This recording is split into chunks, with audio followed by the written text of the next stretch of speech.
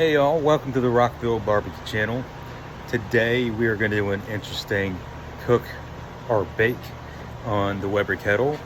I'm going to attempt to make a big old chocolate chip cookie on a cast iron, 10-inch cast iron. And let's see how it goes. Let's get to it. So the first thing you're going to need is to grab a steel bowl and something to sift with. So I'm going to add about 192 grams of flour just to get the clumps out of the flour. And the best thing to do is if you have a weight scale or food scale, use that. That is the best thing you could possibly use in baking. You can use cups if you want, but I feel you get a more accurate measurement of when you're baking when you're using just a food scale. So next I'm going to grab some kosher salt, add a little bit of that in there, and I put the measurements right up on the screen for you to follow if you want to try making this at home. And then you want to grab a little bit of baking soda right after you add the salt. Then just grab your whisk and just mix it all together. Mix it well to get all the dry ingredients combined into this bowl right here, just like this. So now let's get our wet ingredients together. So let's get our sugar into a different bowl. And then you're gonna put some brown sugar on top of your white sugar, just like that. I put 110 grams of dark brown sugar with my white sugar. And then you're gonna notice that the brown sugar comes out in clumps, just like that. So what I'm gonna do is take my fingers and just break up those clumps. I want no clumps in my sugar. So do your best to take those clumps out. So now I'm gonna add my butter. It's been left at room temperature. And I'm gonna take a wooden spoon, or you can grab any spoon that you want. I prefer wooden. And just mash up the butter, and you want to combine and mix all the sugars together with that butter. You can use a standing mixer. It might be easier to do that, but I was doing this at night while the rest of the family was sleeping. So, if you have a standing mixer, that's probably better to use. But in this case, if you're using a wooden spoon, you're going to have to use a little elbow grease to get everything combined, because that butter could be a little trouble to work with, but you can work with it. So you want to make sure it's all nice and creamy at the end of this. So that's the goal. And you're going to see how it should look at the end right here, just like that. You see, it's all nice and pasty. So now I'm going to add 1 egg. And I'm going to add just a little bit of vanilla, about a tablespoon of vanilla extract. And now we're just going to mash all this stuff together, get all the egg and the vanilla nicely incorporated into your sugar paste type of concoction here. So you make it nice and creamy. You want it well combined. I just know, like, every time Christmas comes around, that tends to be our baking season. Barbecue has just been a new passion of mine, but every time the winter comes around, or it's Thanksgiving time or Christmas, there's a lot of baking in this house, whether it's pies or cookies or cakes. It's just a lot of comfort food when it comes to sweets. Just everybody in the house loves sweets. Most of us have a sweet tooth here, so making cookies in our family is it's not a new thing.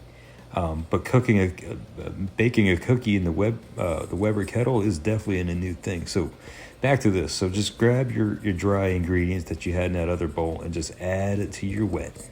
And so now you're going to take your spoon and you're going to combine it all until it becomes a nice looking cookie dough. And most of us know what cookie dough looks like, but if you don't know what it looks like, just take your flour and just mix it in until it's all there. You basically don't see any white. So just mix it, and again, it's going to take a little effort. You're going to get a little bit of an arm workout. So just fold it in there and just keep pressing with your spoon just to force that flour into your sugary mixture, just like I'm doing right here. So, and it's going to become easier and easier as that flour gets incorporated into here. So just stir it up, mix it well, and get the sides, get all that flour combined into your dough. So now your end result is going to look like something like this here. You see, it's almost like a pasty dough, and you can work with it. It's not going to fall apart. Shouldn't fall apart. So now I'm going to grab my chocolate, and most people actually use chocolate chips, but not me. I use baker's chocolate, and it's semi-sweet chocolate. And all I'm going to do is just take my knife and just cut right through it. I want nice chunky pieces of chocolate. So just grab your knife and cut it up just like how I'm cutting it up, just like this. And you can use chocolate chips if you have some, but if you're a chocolate lover like me, just chop it up into big chunks, just like how I'm doing right here. So now just grab your bowl with your dough in it, add your chocolate. I put this at fast speed, so just try to keep up if you can. So now I'm just adding everything else I got in my cabinet here. I put some butterscotch chips in there. I'm going to put some white chocolate chips in there, just like that, just handfuls of each. Couple giant handfuls of it. Then I'm going to add some marshmallow into here. Why not? It's if it's going in the kettle, it's probably gonna. I want that campfire taste to this cookie, almost like a s'more. So I'm just adding anything I have in my cabinet, and just mix it all in there. Just mix it up till it's all incorporated into your dough. So fold it in just nicely, just like this. So now this is what the end result should look like. Everything's all combined with your dough, and I'm going to take my bowl and my dough, and I'm going to put the dough onto some plastic wrap, just like this. So just put the dough on there, and I'm going to roll it up, roll the plastic in my roll the dough with the plastic wrap. Nice and tight as I could possibly get it. Not too tight, not you're strangling something. Just good enough so you've got a nice tube of dough, just like how I got it here. So you see me just kind of combine it in. I know it just kind of worked a little fast right there, but that's what you want right here, just like that. And so I'm going to take my dough and just hide it into where no one's going to find it, especially I don't think anybody's going to look in the fruit drawer, especially my kids. So I'm just going to tuck it away and hope no one finds it in the morning. So I'm going to leave this cookie dough in here all night to let those flavors just kind of mend together. And so now this is the next morning. I'm taking my cookie dough and I'm just pressing it onto my cast iron, trying to make it as even as I possibly can. It's almost like playing with Play-Doh. If you have kids, you probably have Play-Doh laying around all the time, and you're used to just doing this. Just spread it around. The cast iron doesn't have to hit the edge. You just want to leave a little bit of a gap at the edge, because when you cook this thing, the cookie dough is actually going to expand a little bit. And that's what you want. So you don't want to overcrowd it and put it all the way to the edge. And also, before you put the cookie dough on there, grease up the cast iron with some butter. You want a good, generous amount of butter just so that the cookie doesn't stick to the cast iron, especially when you cut into it. So make sure you do that as well. So you can see I'm just kind of pressing down, just like that, and just trying my best to get this cookie spread out as evenly as I possibly can. So this is what you want right here. You see it's all pressed out nice and evenly, well, as even as I possibly could get it. The edges aren't touching the edge of the pan. So now we're outside, and as you can see I have my chimney starter right here, and I'm filling it up with Fogo briquettes. Now the briquettes, to me, I feel is important, because if you use lump charcoal isn't going to give you that consistent heat that you want, because the lumps kind of like they could spike up in heat, and you don't want that. Briquettes keep your heat nice and consistent. So I think using briquettes in this application is a must. So I'm going to light up my charcoal with my blowtorch, just like this, lighting up the fire starter. Oh, it's not working. There it goes. Getting my fire starter all lit up. And you notice the positioning of my charcoal baskets. It's in a kind of like a V position, and that's like that for a reason. So, yeah, sorry, the clip the clip kind of went back, but anyway, that they're kind of put back together. So when I do dump that charcoal into the baskets, just like this, you see, it's a little bit easier to kind of even out the charcoal over the baskets. So I'm gonna put those baskets back in that V kind of shape, or V position, so to speak, and you'll see how I have the cast iron kind of positioned onto the grill in a minute.